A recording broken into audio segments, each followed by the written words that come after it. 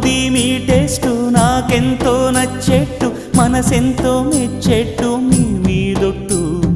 అందుకే నే దిగి వచ్చా వంచని నా తల వంచ స్నేహ భావమా